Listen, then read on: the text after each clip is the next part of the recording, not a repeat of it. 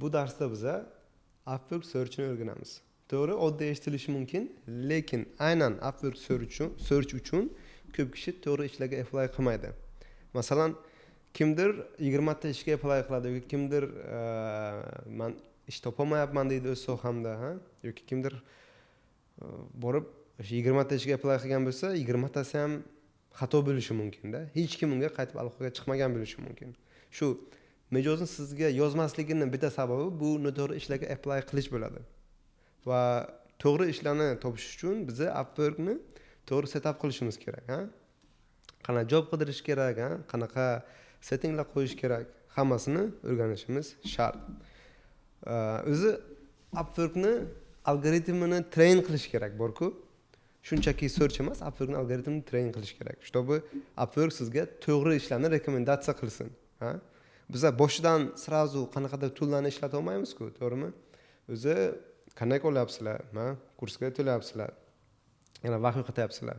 Va qanaqadir biza yana external service olsak, Pansreya, boshqa servislar bor. O'shalarni olsak, juda katta pulni yo'qotayotgan bo'lamiz. Endi agentство bo'lsangiz boshqa gap, lekin freelancer men halagacha o'zim qidiraman ishlarni borku, chunki Upworkni o'zi o'sha algoritm menga yaxshi ishlaydi yoki men ba'zan Upworkni algoritmini train qilib turaman.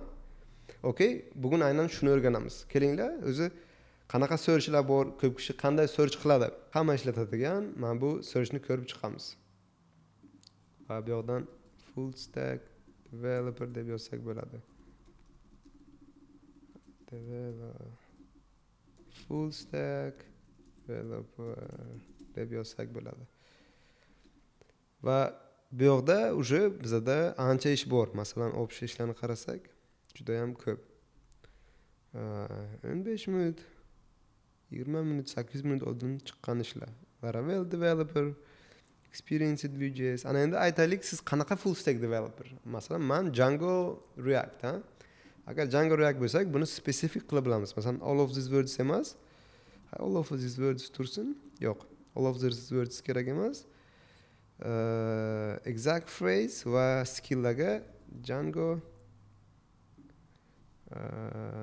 React deb yozsak bo'ladi. Yoki Pythonni ham qo'shsak bo'ladi. Mana shu. Ana endi men Laravel yoki .NET shunaqa narsalarga yozmayman. Keling, .NETni ham olib tashlasak bo'ladi. Bu advanced search degani, shunchaki full stack emas, yana chuqurroq qilib ko'rsak bo'ladi. Title searchlarga ham, masalan, full stack developer tursin. Uje bizga mana bunaqa query taxlab beradi. Bu queryda uje более spesifik bo'ldi. Ana endi aynan meni sohamga to'g'ri keladigan yoki men ishlaydigan frameworklar, yoki tillar chiqarib beradi. Real estate, Tailwind ketyapti, Vercel, Python, skilllarda.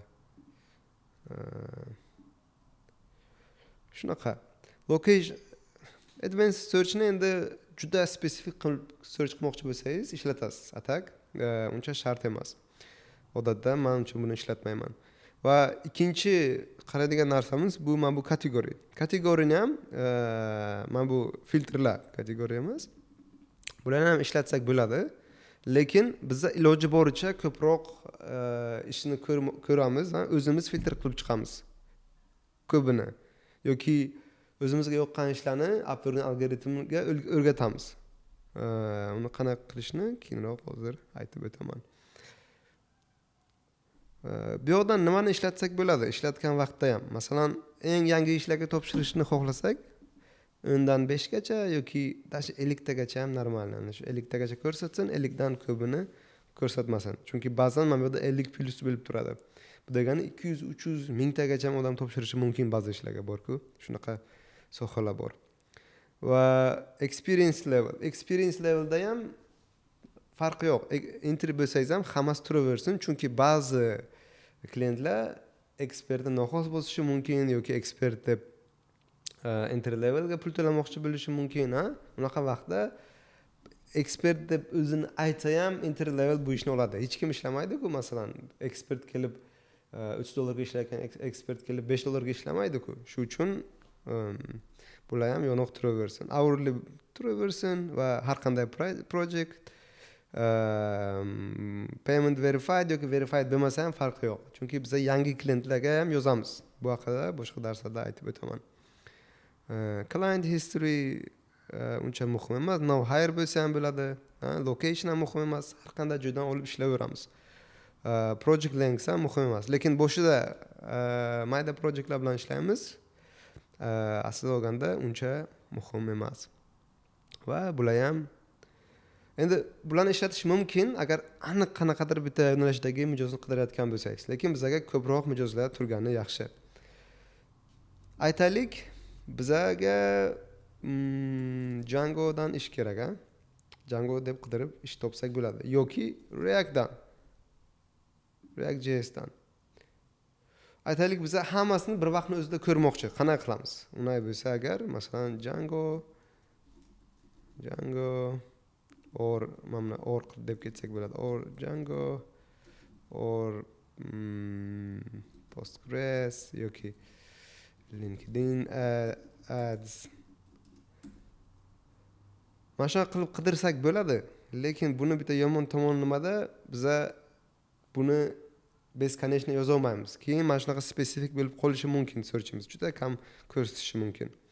Buni o'rniga biza bitta mana bu full stack developer deb yozamiz va buni poisk beramiz.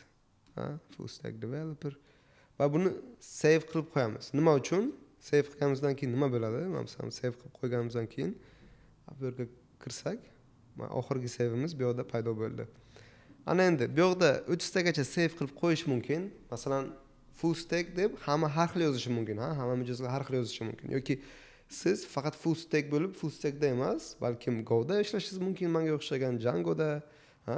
Faqat backend ishlashingiz mumkin yoki qanaqadir React Electron desktop qilishingiz mumkin, mobil qilishingiz mumkin, ha? Hammasini save qilib chiqqanimizdan keyin mana bu feedga ko'rsatadi. Bu bizga hammasini bir joyda ko'rishga, ha?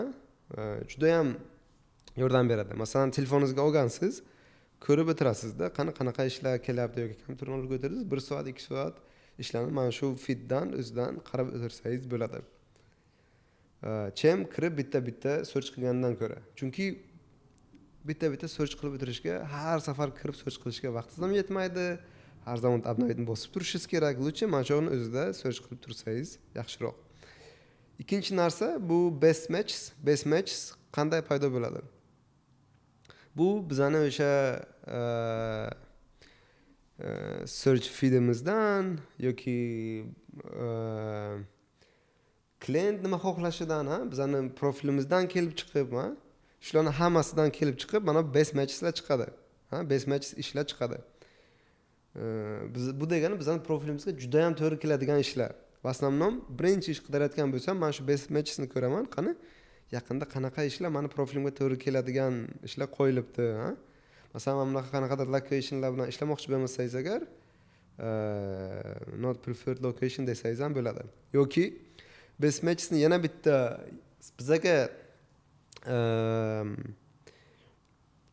o'zimizga foydali qilib ishlatishimiz mumkin. Qanday? Masalan, mana bu nimani bossak bo'ladi, ha? Save ni bossak bo'ladi va bu mana bu yerda save bo'ladi, mana shu ish, oxirgi ish. Upwork'ga ana endi aytyapmizki, okey, menga mana shunaqa ishlar yoqadi, mana shunaqa ishlarni qilaman yoki keyinroq ko'raman degan narsani beramiz. Lekin Upwork'ning algoritmi buni olib bizga kelajakda shu best matchesimizga yangi ishlarni chiqarib berishi mumkin. Masalan, my feedni ko'rsak, best matchesdagi ish yo'q bo'lishi ham mumkin my feedda. Chunki uje bu Upwork ba'zi mijozlari uchun, ba'zi o'sha freelancerlar uchun ishlarni birinchi ko'rsatadi. Ha, birinchi menga ko'rsatadi, keyin boshqalar ko'rsatadi. Meni shu ishni olishimni xohlaydi Upwork. Chunki men oxirgi vaqt Upworkda ko'p ish qidiryapman, Upworkga qanaqadir foyda keltiryapman yoki Upworkda o'sha qanaqadir ishni successful qilib bo'ldim. Shu uchun birinchi bo'lib men ko'rsatadi yoki menga faqat rekomendatsiya beradi, ha? Agar men bu ishlarni ola olmasam yoki men apply qilmasam, keyin boshqalarga recommendation beradi. Bu bir marta emas, bir necha marta bo'lgan narsa o'zim bilan. Shunchaki havodan olib aytmayapman.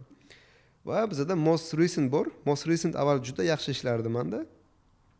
har bir sekunda, minutda bitta ish qo'yilardi. Bu xuddi o'sha best matchesga o'xshagan, mani profilimdan kelib, skilllarimdan, qanaqa ishlarga bosish, qanaqa ishlarni unaqa nima qilib qo'yishimdan, save qilib qo'yishimdan kelib chiqib, mana shularni ko'rsatadi. Da oxirgi vaqt juda ko'p kriptoda har xil proyektlar qilganim uchun bu yerda hammasi kriptovalyuta. Qarang, bir nechta proyektim kriptoda bo'lgani uchun. Kriptoda proyektlar qilish uchun bexor bo'lish kerak.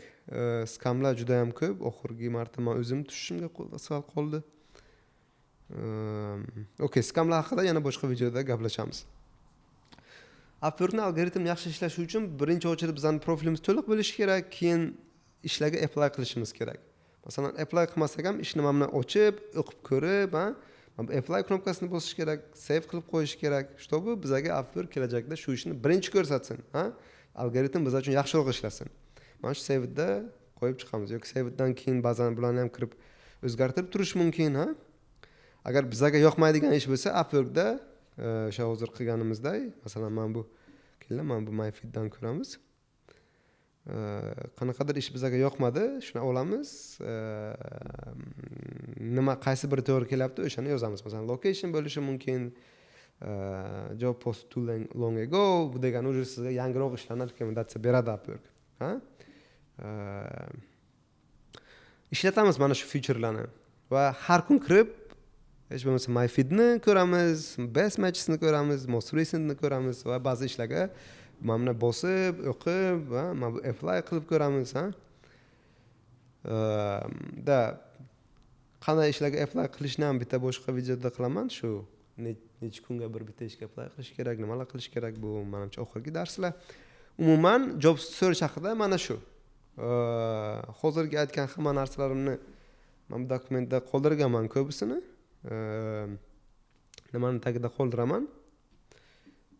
Shu dars tagida qoldiraman va bu yerda yana bitta zadacha bo'ladi sizlar uchun. Bu zadachada, shu taskda o'zingiz sohangizga taalluqli bo'lgan mana bu keywordslarni tahlab chiqasiz-ku, hammasini mana bu saved searchga qo'yib chiqasiz. Bu ish qidirishingizdan oldin qilinadigan ish. Yoki mana shu MyFit'ga kirib, MyFit'ga kirib, saved searchesni, saved jobsni 20 ta 30 ta to'ldirib chiqasiz. Sizga to'g'ri keladigan narsalarni. Va hali ishlarga topshirmagan bo'lsangiz ham, hali ishlarga topshiradigan vaqt bo'lmasa-da, kirib ishlarni ko'rib chiqamiz har doim. Shunchaki ko'rib, bosib, o'qib chiqamiz. Bizga qaysilar to'g'ri kelsa, mana bu nimalarni bosib chiqamiz har kuni. Menimcha buni darsning boshida ham sizlarga aytib o'taman. Boshdagi darslarda. Okey? Keyingi dars mana shu ishlarni qanday filtr qilishni o'rganamiz.